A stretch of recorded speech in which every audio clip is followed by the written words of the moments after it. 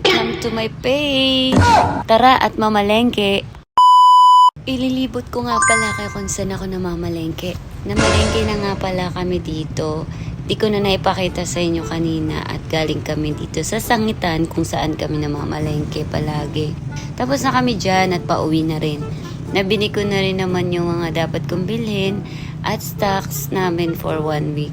Minsan naman umabot siya for 2 weeks. Talaga yung namamalengke kasi gusto ko yung ako yung nagbabudget. Alam ko kung ano yung mga dapat kong bilhin, hindi magkukulang. Gusto ko yung kompleto sa kusina, yung mga kailangan na dapat lutuin. Kaya may listahan ako ng mga dapat kong bilhin. And ayoko magkulang. Kulang naman ako sa height, sobra-sobra naman ako magmahal. Char. Lahat ng bagay sa akin gusto ko naka-itemize by schedule. Ayoko nung araw-araw nag-iisip, bili dito, utos doon, utos dito, ayoko nang ganun. Na-feel nyo rin ba yung araw-araw nag-iisip ka ng kakainin? May pambili ka pero mas mahirap yung gusto mong kainin, hindi mo mabili.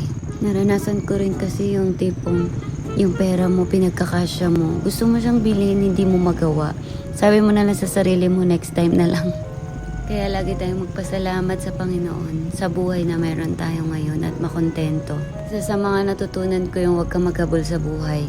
Makontento ako anong meron ka. Ano man yung dumating sa buhay mo, tanggapin mo, yakapin mo, mahalin mo, pahalagahan mo. Sekreto sa buhay, isihan mo lang. Samahan mo ng tiyaga at diskarte pa rin.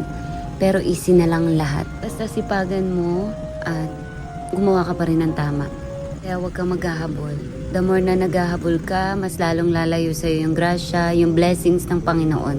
Baka may nakaplano na ang Panginoon. Hindi niya lang maibigay sa'yo ng buo kasi masyado kang nagmamadali. Kaya ikaw, payo ko lang sa'yo, oo ikaw. Maging masaya ka, enjoy ang buhay, at magpasalamat sa Panginoon. Paalam! See you next video!